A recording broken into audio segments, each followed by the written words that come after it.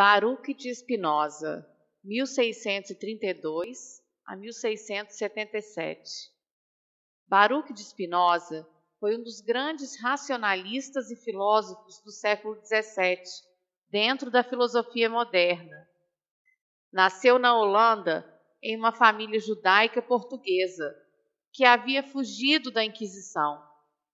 Também é considerado fundador da crítica bíblica moderna. Sua filosofia racionalista e libertária foi considerada um perigo para as ideias vigentes e os poderes estabelecidos de sua época. Foi excomungado pela comunidade judaica, foi condenado pelos cristãos e teve a publicação póstuma de sua obra proibida pelo governo.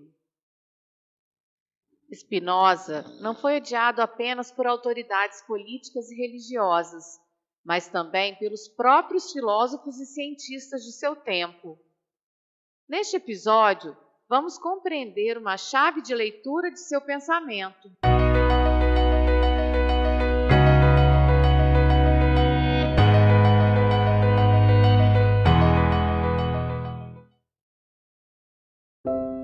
Para Spinoza, o verdadeiro contentamento e a autêntica liberdade nascem da compreensão de nossa união com as coisas, com Deus e, portanto, com a natureza. A ideia do dualismo afirma que o corpo e mente são duas substâncias distintas e independentes.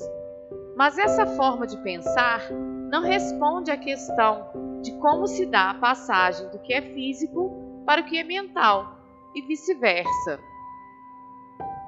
Para Spinoza, este problema não existe, porque o corpo e a mente não são duas substâncias distintas, mas são dois atributos de uma única substância.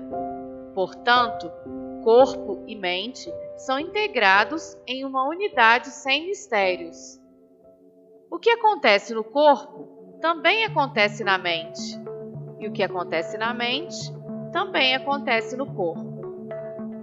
Nosso corpo é capaz de ser afetado e afetar outros corpos ao mesmo tempo em que nossa mente tem a capacidade de afetar e ser afetada por outras mentes. Quando nosso corpo se encontra com outro corpo, a mente forma uma ideia daquilo que o corpo percebe nesse encontro. Quando os encontros alteram a potência de agir do corpo, as ideias destes encontros também alteram a potência de agir da mente, isto é, sua potência de pensar. Alguns desses encontros entre o nosso corpo e os outros corpos, ou entre nossas mentes e outras mentes, são bons encontros e outros maus encontros. Os bons encontros são aqueles que nos convêm e que aumentam nossa capacidade ou potência de existir. A esta potência de existir, Spinoza dá o nome de conatos, segundo o qual explica com suas próprias palavras: toda coisa, enquanto está em si, se esforça por perseverar o seu ser. Todo bom encontro produz em nós um sentimento de alegria, seguido de um aumento de nossos conatos. Ao contrário, os maus encontros são encontros não convenientes, que produzem em nós um sentimento de tristeza e que diminui ou que destrói nossa potência de existir. Como, por exemplo, o encontro de nosso corpo com um veneno. Os efeitos causados em nós por estes encontros alegres ou tristes são chamados por Spinoza de paixões passivas, porque não dependem de nós, mas sim do caráter aleatório, ou seja, do acaso desses encontros. As ideias que fazemos desses encontros dependem do efeito causado pelo corpo exterior sobre o nosso corpo. Somos passivos porque somos apenas receptores destas impressões. A este conhecimento adquirido pelas impressões destes encontros aleatórios, Spinoza chama de conhecimento por imaginação. Trata-se de um conhecimento limitado que diz respeito apenas à natureza do nosso corpo e de como nos sentimos ao ser afetado por outros corpos. É um conhecimento que não engloba a natureza do corpo que nos afeta, e muito menos a causa deste encontro. Como reféns desses encontros aleatórios, ficamos sempre oscilando entre a alegria e a tristeza, entre o aumento e a diminuição de nossa potência de existir.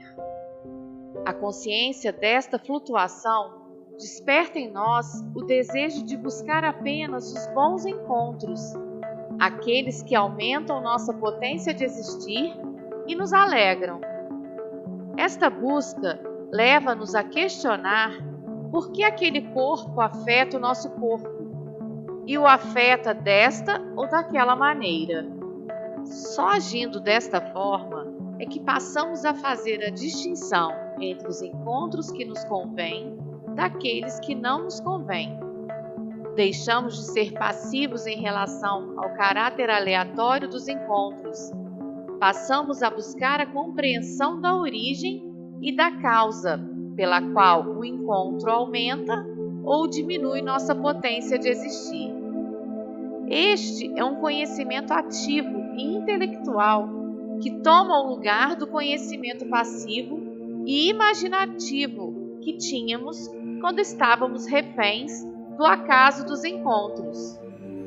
O conatos é que desperta em nós esse desejo de conhecer de maneira plena e verdadeira para nos tornarmos mais felizes. Para Spinoza, este é o significado da liberdade. Livre é aquele que consegue perceber seu lugar na ordem universal da natureza e ser capaz de detectar os encontros úteis. Somos livres quando deixamos de ser passivos e recusamos a ser uma mera marionete no jogo dos encontros aleatórios e passamos a buscar ativamente um conhecimento que produza em nós emoções alegres. Com este conhecimento, compreendemos que somos um elemento na ordem universal da natureza e que somos capazes de reconhecer os bons encontros, mas, sobretudo, que também somos capazes de identificar qual é o tipo de objeto ao qual, nos ligando por amor, aumentamos nossa felicidade até atingirmos o que Spinoza chama de o sumo bem. Ao unir corpo e mente, força imaginativa e força pensante, ao unir pensamento e sentimento, liberdade e felicidade, Spinoza nos oferece um caminho para compreendermos as relações entre o intelectual e o afetivo, entre a autonomia e a alegria de viver. O que é a filosofia de Spinoza, senão o mais belo convite a perder o medo de viver em ato?